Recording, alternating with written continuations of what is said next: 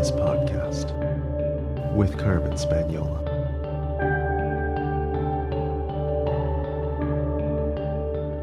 Hi there, and welcome to the Numinous Podcast, where we have interesting conversations with everyday folks about the mysteries of life.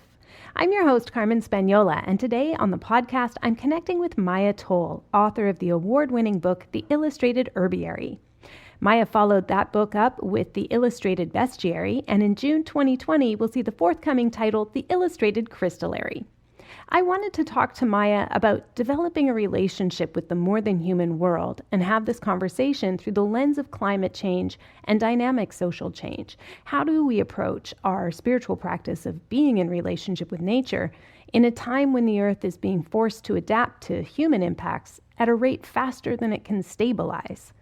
It's a tough topic, but one that surely our spiritual practice is meant to equip us for, yeah? So, without further ado, I connected with Maia online. She was at home in Asheville, North Carolina. So, Maia, what identities do you lead with? I don't. I've been pushing against identities since I was very young. I think that they box us in, they push us into corners, and I try really hard not to put one out there. I don't want to meet an identity. I want to meet a human being. Do you want to give people a little bit of background then, just to give a sense of our topics today, so they understand kind of like where you're getting your authority, or like where they can follow up with you? Yeah, absolutely. So I'm the author of a series called the Wild Wisdom series. The first book is The Illustrated Herbiary. The second book is The Illustrated Bestiary. And coming out in June will be The Illustrated Crystallary. And I also trained with a traditional healer in Ireland. I lived with her for a year. So most of my earth-based studies were grounded there. I'm not going to say began there, but were grounded there. And previous to that, I studied spirituality, religion, philosophy in school. So I've been in this world for a while, and I find that connecting to archetypal consciousness and a consciousness different than what I think of as our daytime consciousness. I think of it more as our nighttime consciousness, that kind of ability to soften our gaze, to see things in metaphor, has helped me to feel like I belong in this world. You know, it's helped me to settle some of those anxieties that were so prevalent when I was younger about, like, why am I here? What does this all mean?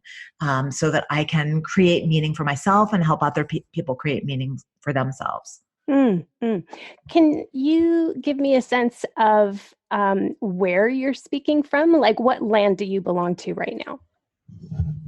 The dreamlands, usually. I think that you're asking me a physical place on this earth, and physical place on this earth is Asheville, North Carolina.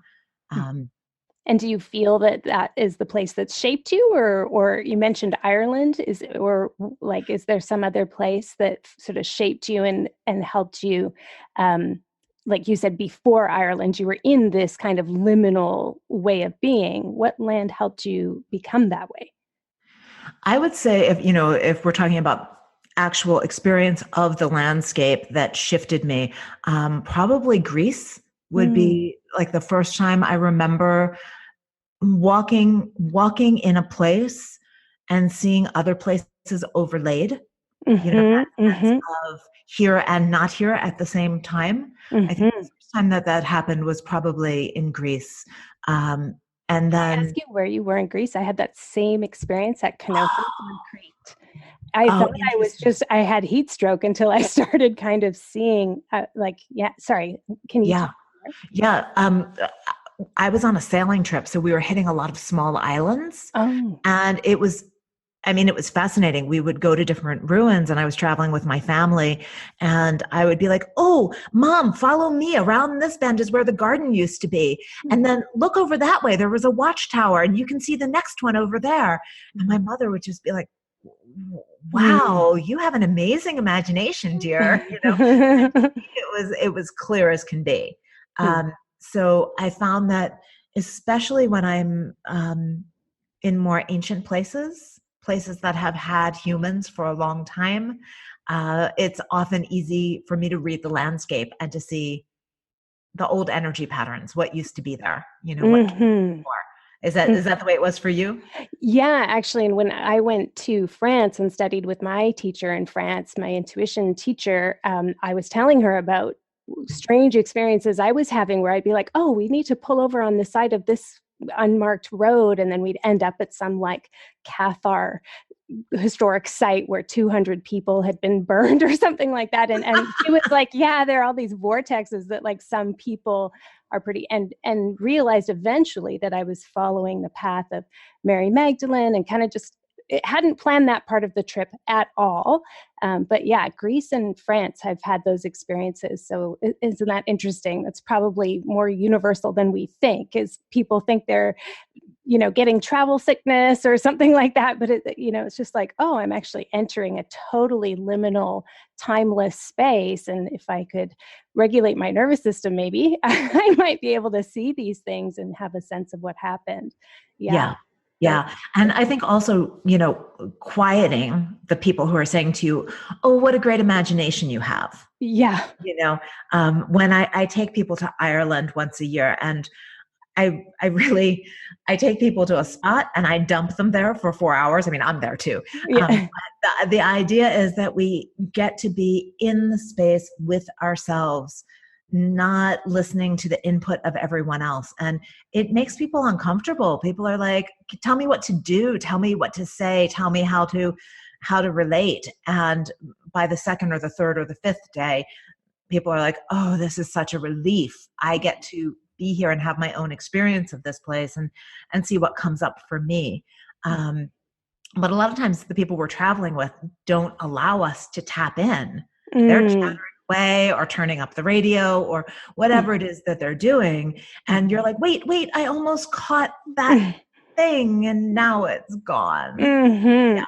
I think in all three of your books, there's some reference of your time in Ireland. You mentioned listening to the Standing Stones and visiting them with your teacher, and developing a deeper relationship with the non-human world.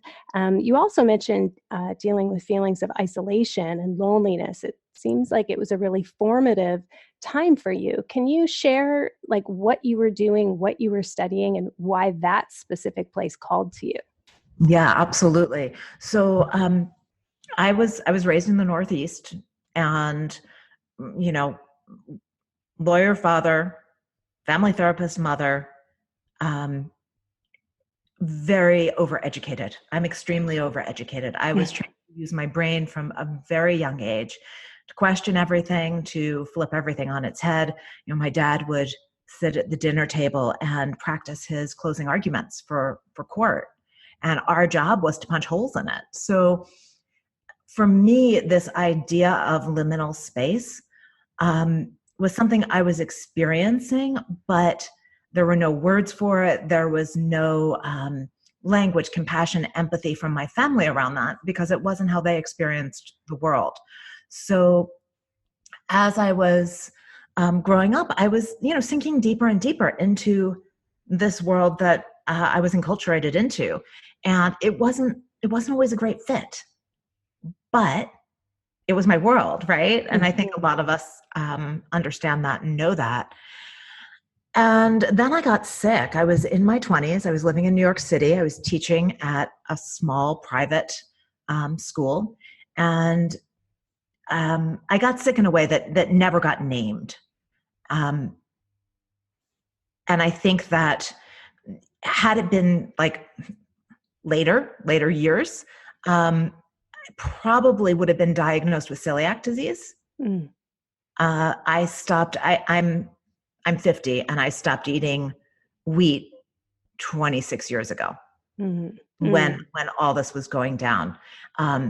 So my medical doctor at that point was running all these tests, taking all these different readings. And she finally said to me, listen, Western medicine is not going to resolve this. I'm studying Chinese medicine. I'm new at it. I don't know enough to help you, but I know enough to know that there are other systems beyond Western medicine that see the world differently, and you've got to find your way to something else. Now, 25 years ago, there was not much else that was easy to find or that was considered legitimate. It's been amazing to watch over the past couple decades. Acupuncture and Reiki and homeopathy, all these things, they're still not mainstream, but they're easy to find. It's easy to find reviews of people online. Mm-hmm. Wasn't much online, at that point. And to really be able to find legitimate practitioners. But at that point, I was going into little offices in basements of brownstones in New York City. I was like picking my way through the wellness underworld, trying to find help. And eventually, someone made me spit on some piece of paper that they put in some machine, and they took me off a whole bunch of food. Mm. And within a week, I started feeling better. Mm. 3 months later, I started adding foods back in, and it became really apparent that I could not eat wheat. But that introduction through wellness, through my own need to find healing, it cracked my brain open. And this is not the first time my brain got cracked open. It's so interesting, like to have this. I don't think of living 50 years as living particularly long, but when you look at what's happened in the meantime, in my 20s, I was dating both men and women, and that was considered bizarre and a big deal. And so, like when I say my brain had been cracked open before that, that moment where you go, whoa, I'm dating a woman, and hold on a sec, this whole happily ever after meet up prince thing, that's not true. Wow, now all the Disney movies aren't true, So this was not the first time. My brain was starting to get used to, like, whoa, the world is not what you were told it was. So now all of a sudden, Western medicine, which I'd been raised on, which I was told could cure everything, it couldn't cure everything anymore. Mm-hmm. So there are all these really major cracks in the foundation of my Western intellectual thought that were appearing. And I began getting interested in, kind of following those riffs. And I started looking into herbalism. I had been studying religion and spirituality and philosophy in school for a very long time. So that piece was already kind of, roiling around in my brain. But all of a sudden there was this earth-based piece that hadn't been there before. And I, for years, just kept accumulating knowledge. So 6-7 years later, we land in upstate New York, where I now have a home, and I'm teaching and studying shamanism. And my world started to unravel. And it was fascinating because I think I was studying shamanism. I was in school to become an interfaith minister at the time. I had this, like, 1 foot in the liminal world, 1 foot in the physical world stance already. And so my liminal self said, wow, everything's unraveling. I had 2 roommates who were helping me with the mortgage, both of whom decided to move out for various reasons. I was teaching numerous part-time jobs, and they started falling apart for the strangest reasons, misbalanced books and, not enough funding and all sorts of things. And I had enough of that kind of liminal mindset that I was carrying through my daily life that I said, things are unwinding. I can either go willingly or go down. So I went willingly. I put my house on the market, and the town I was living in had really boomed over the time I was living there, and I'd been fixing up my house myself. So just a lot of value put in, and I left that house with a very large bank account for a teacher. And I said, okay, I get to start the next phase of my life, and I don't know what that is. So I sat down and I made a list of everything I'd ever been interested in. pottery, herbalism, all kinds of different spiritual things. I had a list literally 3 pages long. Mm.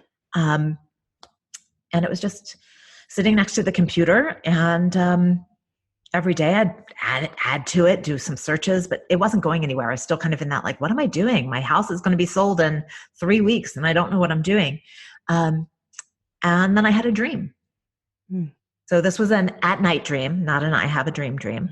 And I dreamed that a very androgynous looking woman with like waist length dark hair flew me across the ocean to an island that I knew was Ireland. It was wooded in the dream, which Ireland has not been for many, many thousands of years. And she said, "This is where you're going to be initiated." And she flew me there, and she said, "Go and study the birds." And so I had no idea what that dream meant, but the Ireland part was pretty clear. So the next day, and this was like, to give you time frame, this was pre-Google. So I'm on Alta Vista search engine, right? Like, Yeah. You remember Alta Vista? And I'm typing in Ireland plus pottery, Ireland plus shamanism, Ireland plus herbalism. And I kept getting one hit. And this woman ended up being my teacher in Ireland. So I went over for a 2-month class she was doing, and then I begged her to keep me. Mm-hmm. Yeah. Mm-hmm. I noticed you don't name your teacher. Can I ask if there's any reason for that?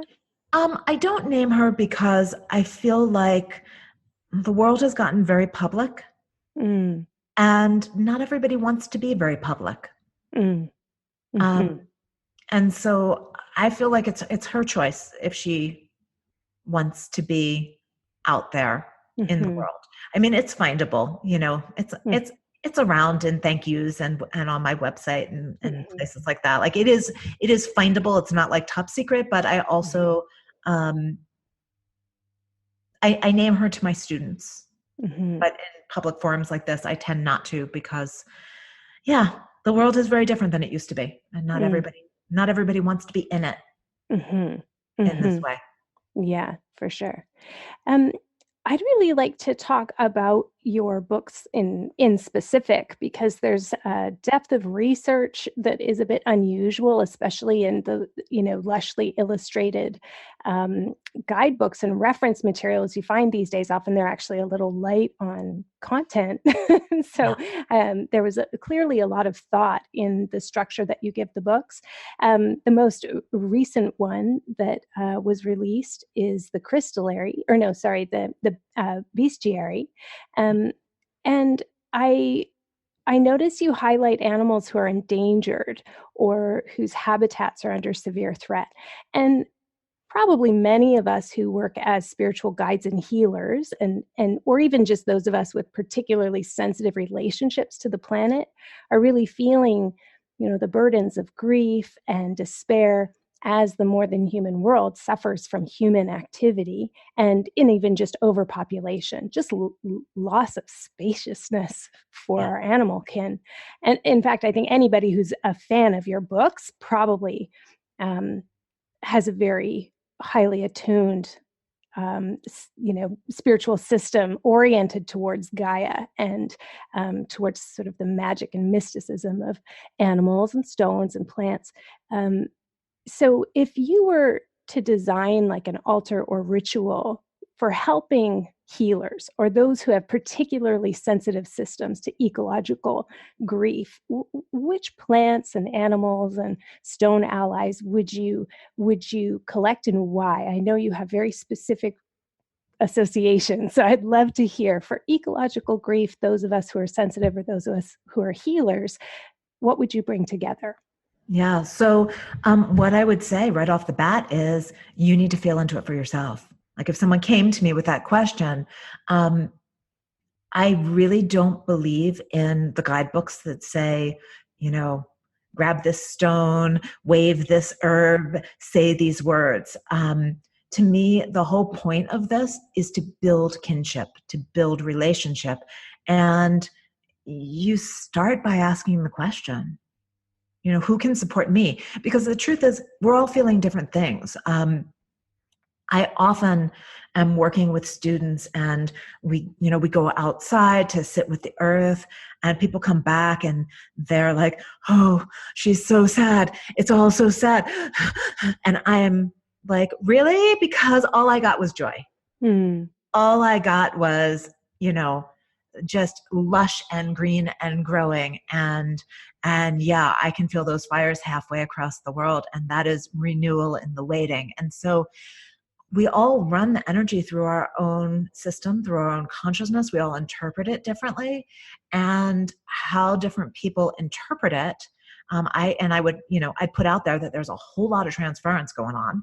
A whole lot of, I feel guilt, I feel bad, I feel horrible, I feel helpless.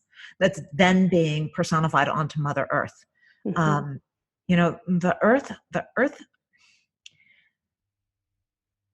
The earth is kind of, okay, so let me see if I can explain this. You have organs in your body. You're vaguely aware that they exist. You have a kidney, you have a liver. Humans are like the earth's liver or kidney. I mean, we're probably more like the nervous system. But we're a part of a larger system.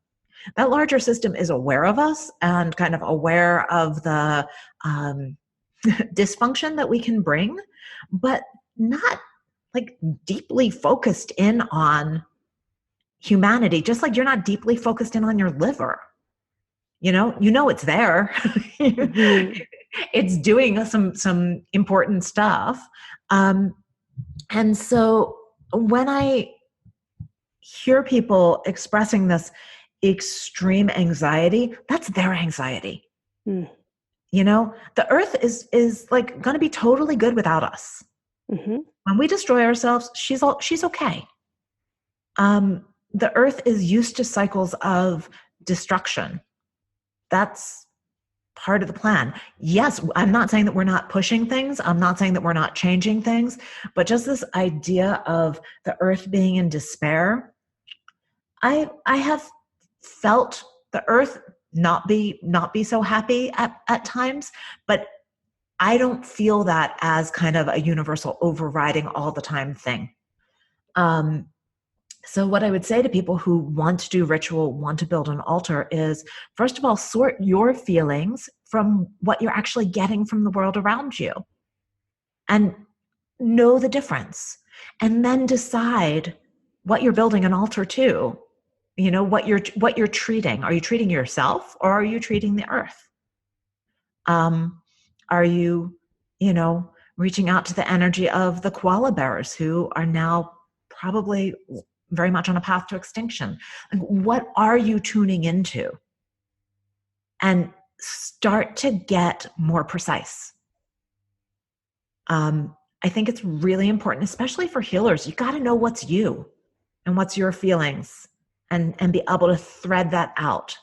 And then from there, from that place, really understanding what it is that you are connecting with and what it is that you want to work on or work with, then start to ask. And when you ask, listen to the answer, for goodness sake. Someone said to me once, don't ask the tarot cards, 2 or 3 or 7 times. Eventually they won't answer you anymore. So if you ask and something comes in, like if you're like, I need to go out into the woods and build an altar to honor the earth. Who wants to help me with this? And Birch stands up and says, I do. And you're like, Birch? Why Birch? I don't understand. Doesn't matter whether you understand. Your job is to create kinship and to create relationship. And if Birch is the one that says, I'm in this party, then Birch is in the party. So you go find a birch tree and you begin. In the crystal area, I found it really unique that you provide the hardness rating of each stone.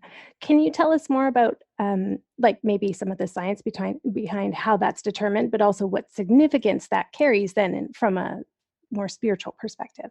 Yeah, so hardness is something that has been related to stones since ancient Greece, going back to Greece, back around. And the way it was determined then is actually still the way it's determined now. It's relative. So what stone will scratch another stone, right? So the hardest is diamond. Nothing scratches a diamond, right? The softest is talc. Everything scratches talc. And then in between, you get these numbers, and it's called the Mohs scale, MOH'', Mohs scale. So it's not, it is scientific in that it is used by geologists, but it is not done with tools and things like, I mean, it's done with other stones. It's not like put it in the spectroscope and spin it 17 times. It's not like that. It has to do with this scratch test. And what's fascinating about it is through the Taoist lineage, which is, it's been incorporated into traditional Chinese medicine, but a lot of the Taoist teachings are passed down word of mouth. And within that lineage, not everything is written down and in the traditional Chinese medicine lineage. So there's a lineage within Taoism that works with stones. There's many lineages that work with stones, but stones are considered medicine.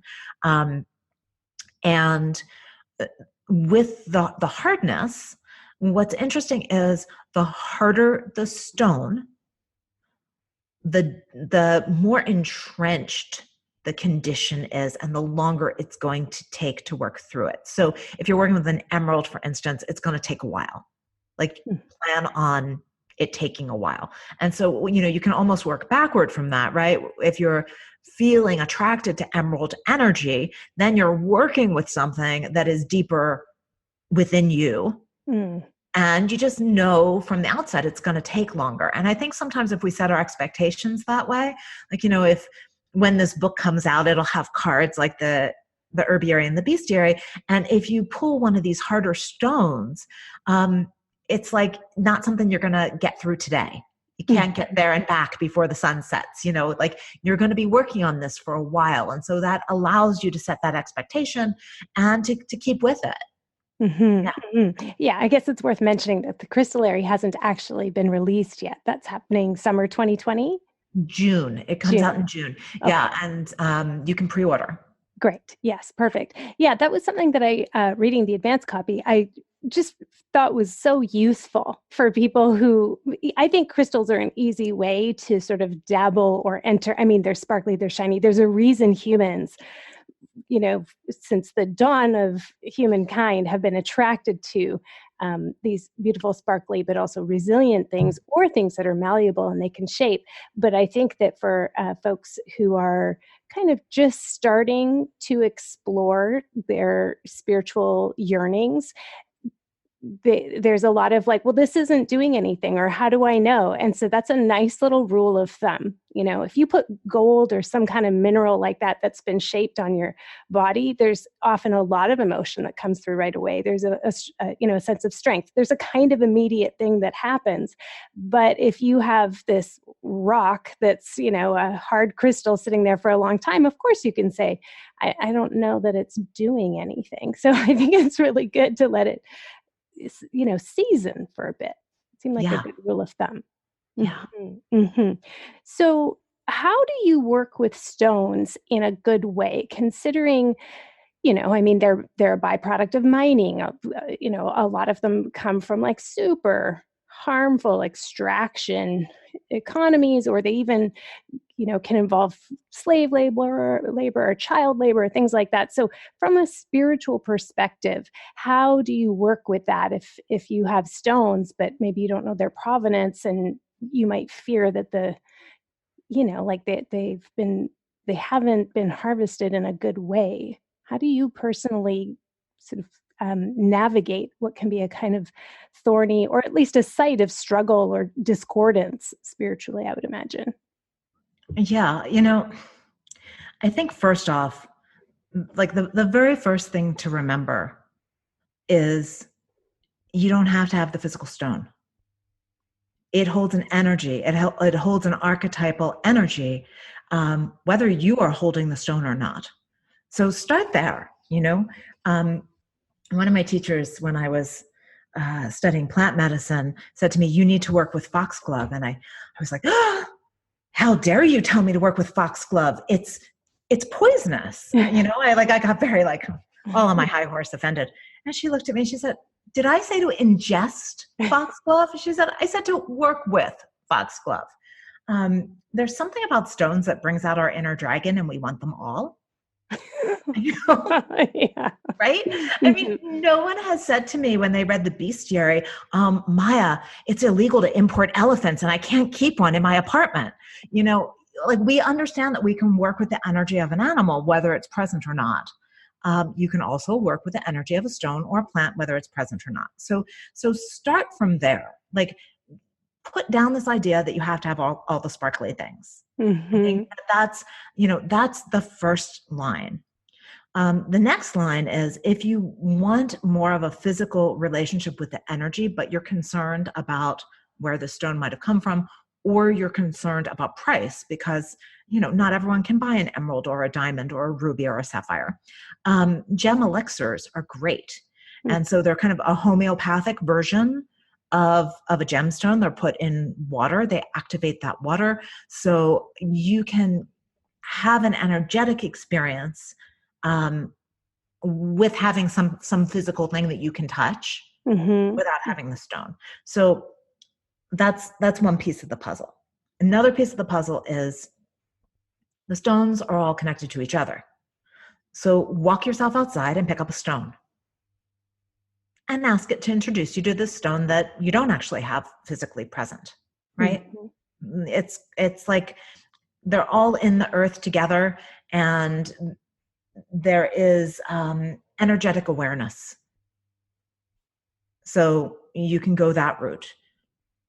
Again, you don't need all the sparkly stuff, and please don't hoard the sparkly stuff. If you have a stone that you're not using, swap it with somebody. We do medicine swaps in my online community. And it's a way of making sure that we're not over harvesting. If you've been using a stone and your work with it is done, pass it along to someone else who needs it. I have a very small collection of stones. I have my friends that hang out with me. They're with me. I sit with them. I work with them. And I don't tend to go far beyond that circle. Mm-hmm. And then if you're going to shop, I find that the best place to shop is small gem and mineral shows. A lot of times you can actually meet the miners, the people who are digging them, and they're people who are passionate about the stones. There's a couple that I buy from who go to Arkansas every year, and he was a geology professor, and this is their retirement. They go to Arkansas and they mine stones and they sell them at small shows. So you can find stones, and there's something so sweet about finding stones that way. Mm-hmm. And then the final thing is a stone might have been extracted in a not great way. It's kind of like a child who's had a really nasty upbringing. And sometimes there's a healing that needs to happen for you or for the stone in that coming together. You can look up at any given time where the practices are particularly nasty, like Myanmar and the Congo tend to be places that you might not want to buy from. Mm-hmm. But I've also, through going to shows and talking to people from all over the world at the shows, some of whom mine their own stones or, their family mines. A lot of the things that we see as incredibly important here in the States are not seen the same way in other countries. So the other thing is talk to people and understand what they think and feel about the work that they're doing. I've talked to people who have explained to me that for their family, yes, it's ridiculously hard work and it's dirty and it's backbreaking, but they get to have a quality of life. They get to send the next generation to school. they get to do things that are important to them. And so we need to not put our point of view on other people, right? Mm-hmm. So Mm-hmm. again, like obviously slaves are a whole different circumstance. But there's some gray zone between slaves and the couple who drives to Arkansas every year. There's a whole range of ways that things happen in the middle. And my personal experience is this is a great way to meet people. And I've met people from all over the world at these gem shows and talked to people from all over. And yeah, I'm sure some people have lied to me. People are like, well, what if they're not telling the truth? Yeah. Yeah. People lie to me. I'm sure people lie to me in the grocery store sometimes. Like, yeah. I hear you saying that relationship is really important. And I've been to those gem shows too, where the it's at a private hotel room and everybody has to wait until they say, like, it's almost like a gavel goes and then everybody like descends upon the stones and buys it, and you're all supposed to be invited as VIPs. And it's like, whoa, wait a second. Like suddenly the elbows go flying. And it was like, yeah, I feel now in retrospect, they probably lied when I asked them where things came from. And that's just an intuitive hit. I don't know. I won't say who they are. And yet when I go to my local rockhound shop, it's the fourth generation in the family. They go to the mines. They're, friends with the children, it's like intergenerational friendships across countries. And they do tell me like, yeah, you probably don't want these ones. They're from Tanzania or something like that, where there's like serious problems. Whereas, we actually know this family. They're in Russia. They're, good friends, that sort of thing. So it is so much about relationship. And thank you for all your tips there. Those are super fantastic guidelines for people. So I know that you also have a particular lens when you're working with allies, whether they're plant or mineral or animals, that includes, you mentioned like archetypal energies. And I'd love to hear more of your thoughts on archetypal energies around these allies. And I also, kind of circling back, I think, my question about ecological grief is about the healer's ecological grief, not necessarily picking up on any grief of the earth. But let's say you're a person who is like, I would like to get out of my grief or my projections, and I would like to harness more of a warrior archetype or something like that. And you have a sense that you would like to activate or mobilize a particular archetype within you. And I've heard you say, well, you would just you would ask them and see. But I'm curious if you could just talk a little bit more about the archetypal energies and how we might work with any archetypal energies of the earth that may need human agency to help them mobilize in the face of climate change. Yeah. So I go back always to asking. Like, we have these ideas about what we want and what we think should go down. And I think that asking, just like you would if a friend needed help, right? You would say, what do you need? What can I do for you? Instead of saying, here's what I think you need, right? Mm-hmm. So one of the things, you brought up the word warrior, which was just fascinating for me. I had an experience a couple years back where I was feeling so frustrated because, you're watching what's going down with the earth and your individual efforts feel like nothing. For a long time, my husband and I drove a grease car, like we strained grease left over from a restaurant. And it was, a really old diesel that we'd converted, and we drove around smelling like French fries, and the car was always breaking down, and it was like so much work. And at a certain point I was like, wow, I am not saving the world this way.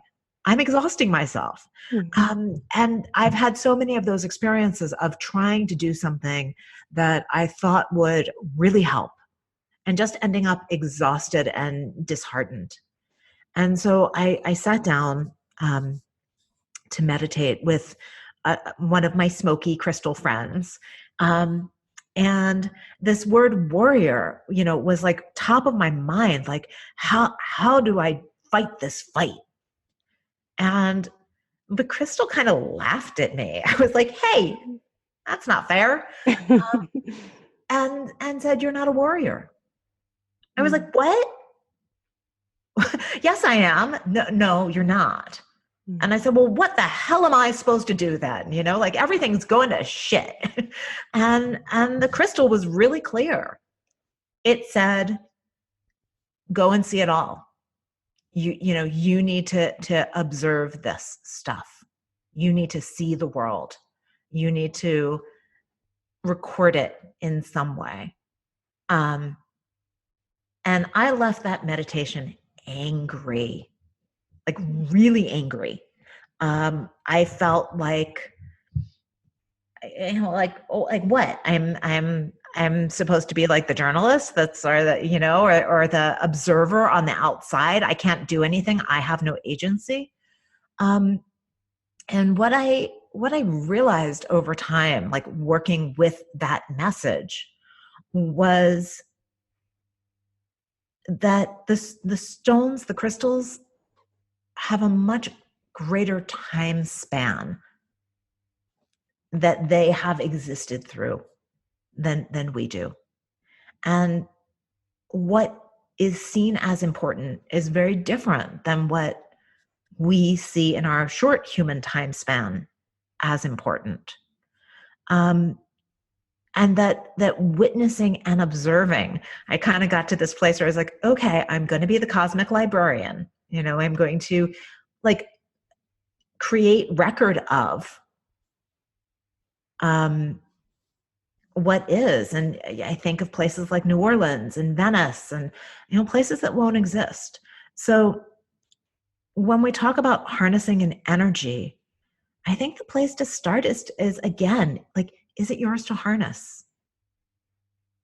And if it's not, that sends you down a whole different path. And it might not be a path that you're immediately happy with, right?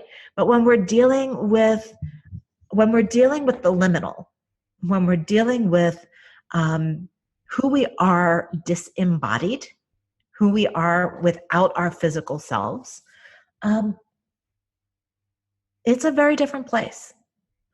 And so what I would say is, if you're having trouble stepping into warrior energy, it might be because you're not a warrior.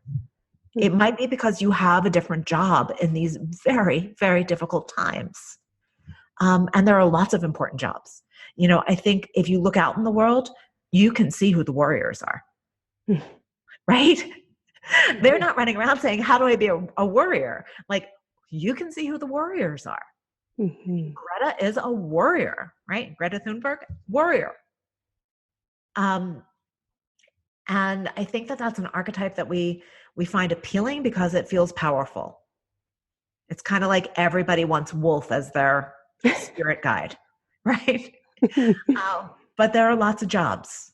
And so I would say, if you are having trouble connecting with the warrior archetype, if you're having trouble connecting with that energy, pause and ask the question, like, is this mine to take on?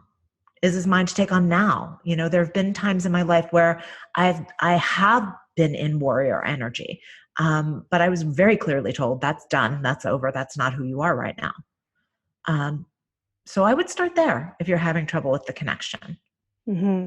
Yeah, and I'm sure there's some kind of pithy way of saying it I can't think of right now, but I think the parallel is clearly there with the mode scale. Like, it's still taking me, I've been working with Rabbit for years now, probably 7 years. I'm still a little ambivalent about like Rabbit. It's like, is that really me?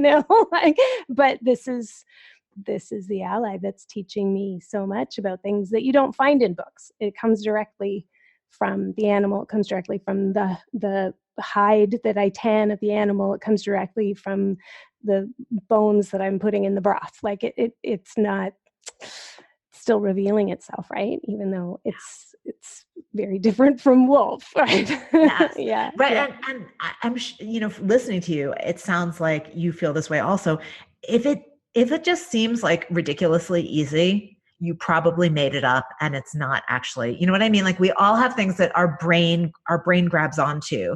Like, yes, wolf is my spirit animal and I only work with emeralds and you know what I mean? Like we all have these things. And if it just all feels easy and doesn't challenge you at all, then that's not spirit. Right. That's ego. For sure. Yeah. What allies are you working with mostly right now, and what's your work with them?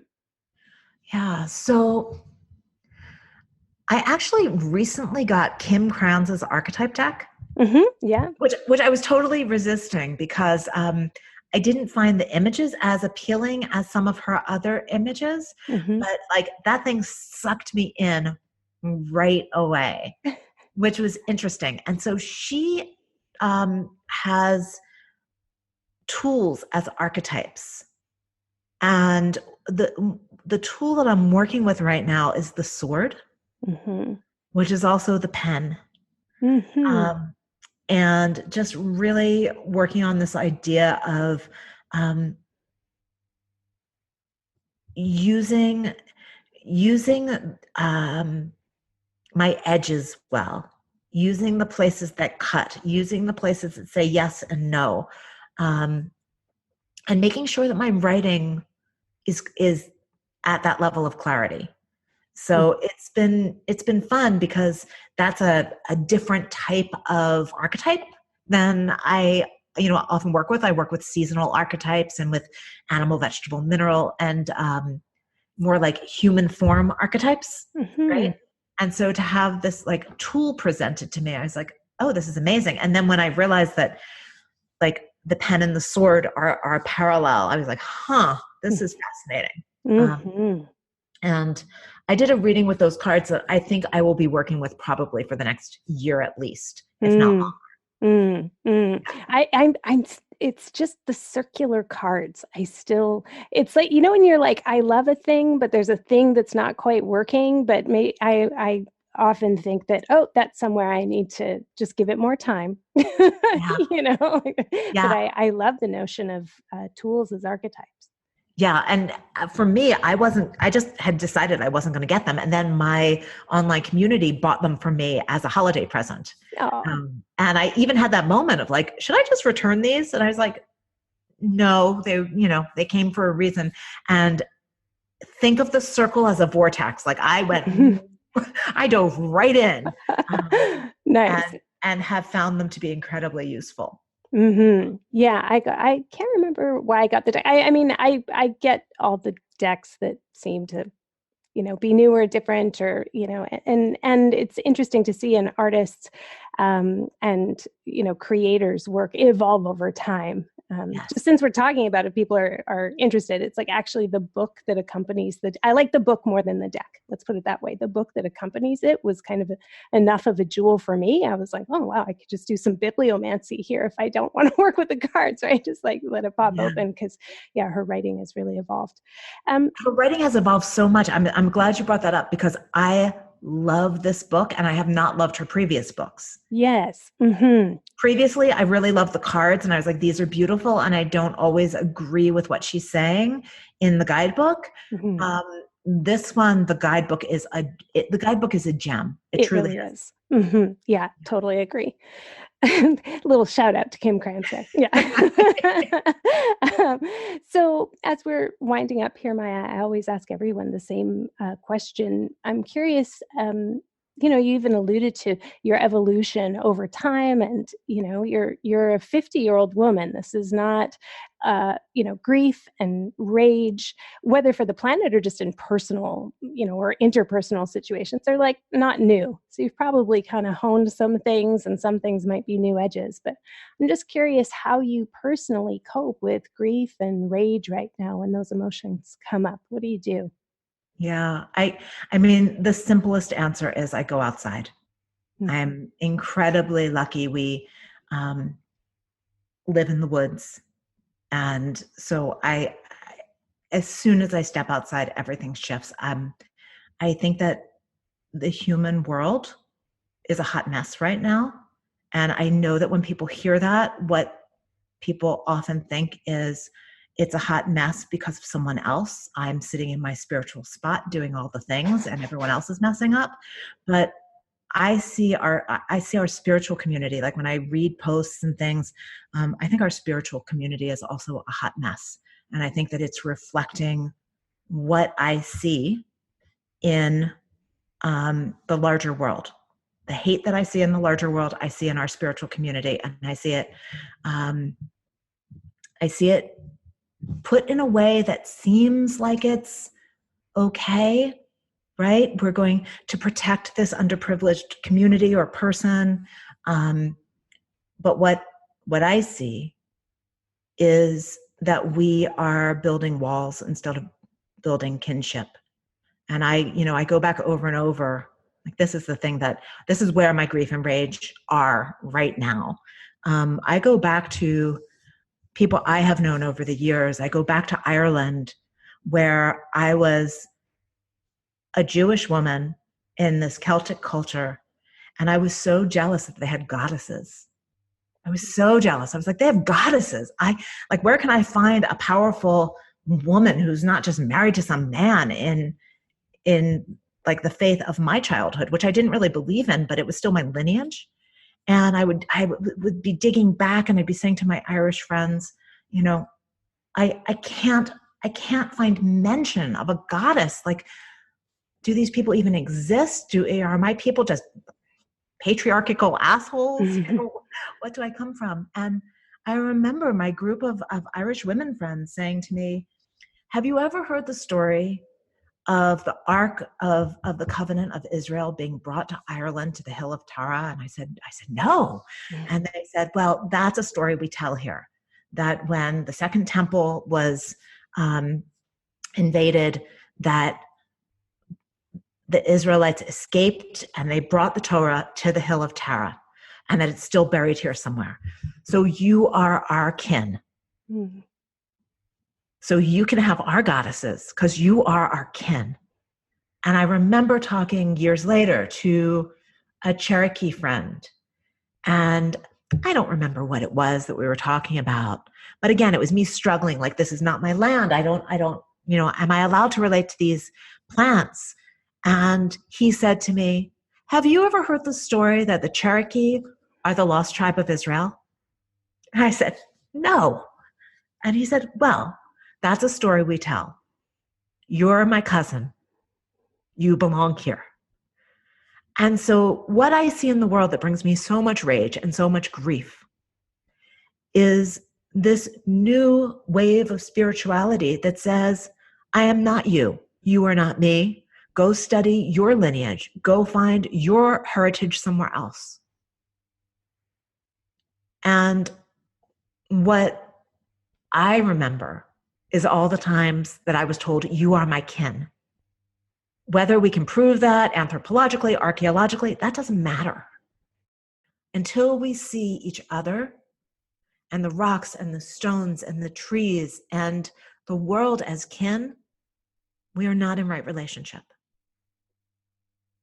Mm-hmm. What I'm hearing you talk about is an incredible generosity within relationship of those people, extending that to you. It reminds me of in studying the eradication of Gaelic culture in Scotland and the displacement through the clearances, blah, blah, blah. I don't mean blah, blah, blah to minimize fucking attempted genocide on a cultural, by an imperialist power. I think people know. But one of the people of color who also, because you don't have to be white to be Gaelic, right? It's a language-based culture.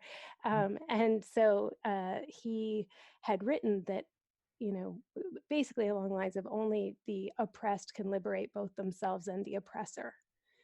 And so and not saying that there isn't a role for privileged people or white people or whatever to play in dismantling imperialism and all that kind of stuff or oppression, but just that it requires a generosity of spirit and a humility and a willingness to forgive and be forgiven, and sort of say, well, how do we honor ancestors who weren't very honorable? Well, the way is to be honorable, and that's to be in relationship.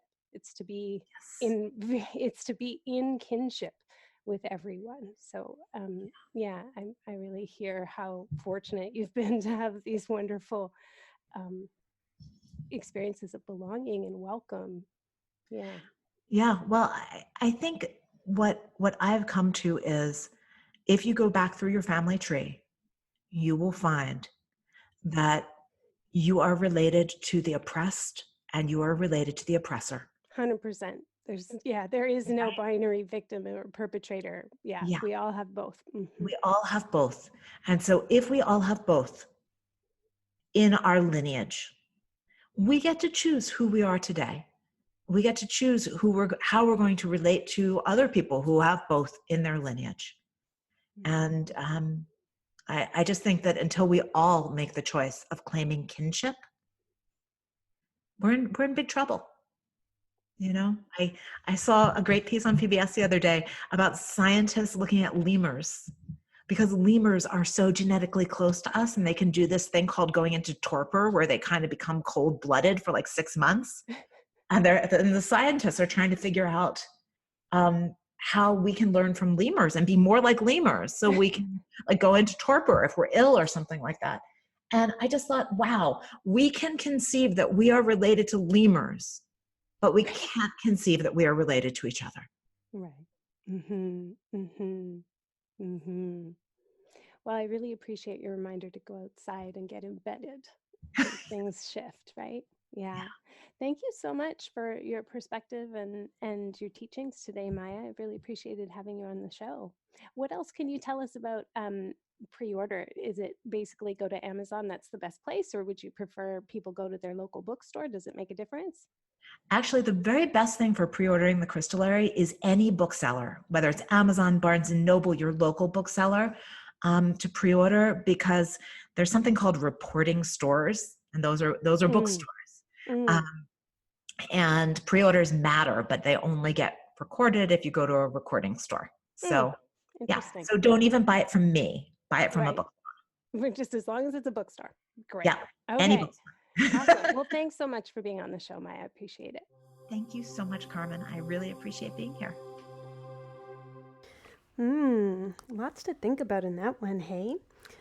You'll find links to Maia's books and also to her website in the show notes on numinouspodcast.com. And did you know she also has 2 bricks and mortar herbiary stores? Yeah, one in Philadelphia, one in Asheville. And she also does lots of online courses, and she has an extensive blog. And you know, in this episode, I wanted to mention Maia and I connected on both having had the experience of stepping into liminal spaces when we were traveling, and in what she called ancient places. And I just want to acknowledge that, like, North America is an ancient place too, except for those of us of European ancestry. Our way back people weren't buried here. And so we don't necessarily always have as many of those experiences here in North America. And it reminded me of, you know, I guess as we're recording, what's very much alive for me is there are people who are participating in peaceful resistance in support of the people of the Wet'suwet'en Nation. And here in my city of Victoria, but also across Canada and in the US, and now even globally, there are solidarity events in support of the Wet'suwet'en. And, you know, can you imagine a pipeline going through the center of Crete? No. Could you imagine a pipeline being laid down in Provence? No. Could you imagine a proposed pipeline wanting to be placed near the energy vortexes where white people like to vacation in Arizona? Absolutely not. So, you know, Indigenous folks in North America have those same transpersonal experiences in these liminal spaces here. Yes, non-Indigenous folks do too, but again, not in the same way. Not in the same way that I do when I go to where my way back people are. So I would like you to consider, if you are a non-Indigenous person and you haven't been to a solidarity event in support of Indigenous folks who are asking for title to be recognized, then consider this an invitation. And if you're not really up to speed on what's happening in Wet'suwet'en territory or what these solidarity events are like and why the title is something that we all need to care about being upheld, then there are lots of people that you could follow on Instagram, for instance, to find out. And I'll drop some links in the show notes there as well. So today, for my listener shout out and thank you, I would like to thank all of the people, Indigenous and non-Indigenous allies, who are attending solidarity events in support of the Wet'suwet'en resistance. I see you. I feel you. Thank you. What you are doing is very important. 1,000 thank yous. So, hey, if you would like to add your thoughts to the conversations that we had today, you can go on Instagram. You'll find me, my profile name is just under my full name, at Carmen Spanyola, CarmenSpagnola. Just say hello, look for the episode picture in my feed, and drop a comment. I'd love to hear your thoughts and love to have a conversation with you over there. Until next time, take care.